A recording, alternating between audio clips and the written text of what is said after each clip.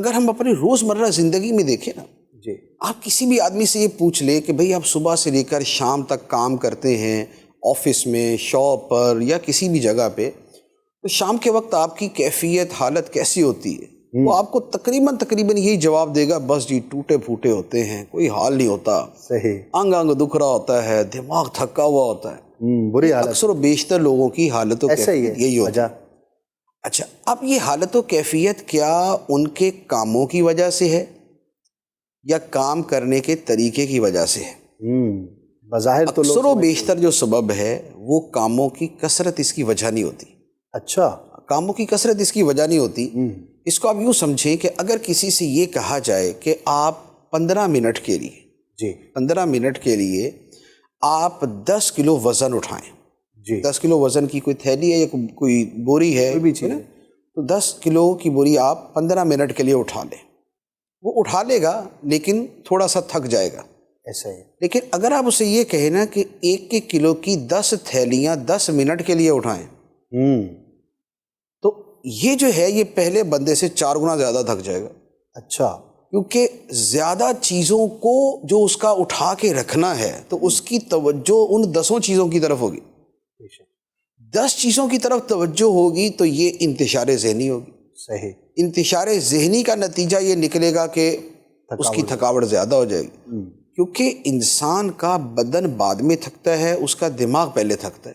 اچھا، بدن بعد میں دماغ کی تھکاوٹ ہے جو بدن کی تھکاوٹ پہ اثر انداز ہوتی ہے۔ صحیح، اسی لیے جو آدمی سٹریس کا مریض ہے، سٹریس کا شکار ہے، وہ اس کے دماغ پہ دباؤ ہے کسی بھی چیز کا، وہ کھانا کھاتا ہے اس کو توانائی نہیں ملتی، ایسا ہی، ٹھیک ہے، اسے کہ آپ وٹامنس کے کیپسول دے دیں اسے پھر بھی توانائی نہیں ملتی، سوتا ہے لیکن نیند پوری نہیں ہوتی، وہ سو کے 8-9 گھنٹے سو کے اٹھے اس کی آنکھوں میں جلن ہو رہی ہوتی ہے۔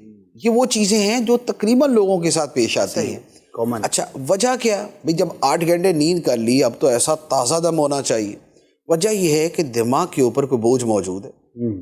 اچھا، اسی طریقے سے جو باقی میں نے چیزیں عرض کی کہ وٹامنز کھائے لیکن پھر بھی توانائی ڈم ہے، وجہ یہ ہے کہ وہی کہ اس کی جو ہے نا وہ دماغی جو طاقت ہے وہ اس کی جو ہے نا وہ ڈرین آؤٹ ہو رہی ہے، وہ ختم ہو رہی ہے۔ صحیح، تو سب سے پہلی بات تو یہ ہے کہ جب انسان فوکس ہو کے سوچتا ہے تو جو اس کا دماغی سکون ہے وہ بڑھ جاتا ہے، دماغی انرجی کم استعمال ہوتی ہے اور باقی جو ہے وہ زیادہ رہتی ہے۔ ٹھیک ہے، تو دماغی انرجی کا بچ جانا یہ اس کے لیے بہت زیادہ جو ہے نا وہ اس کی تھکاوٹ پہ اثر انداز ہونے والا ہوتا ہے۔ ایک مرتبہ کسی سے میری بات ہوئی، جی، میں نے بات کو ٹائم مینجمنٹ پہ کی۔ اچھا، اس نے مجھے کہا کہ مفتی صاحب ٹائم مینجمنٹ سے زیادہ انرجی مینجمنٹ ضروری ہے۔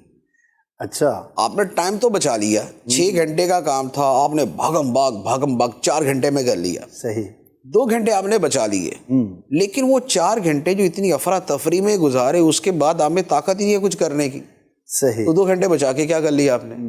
تو 2 گھنٹے اگر بچانے تھے تو ساتھ میں انرجی بھی تو بچانی تھی اس کے لیے۔ صحیح، صحیح۔ تو جتنا ٹائم مینجمنٹ ضروری ہوتا ہے اس سے زیادہ ضروری انرجی مینجمنٹ۔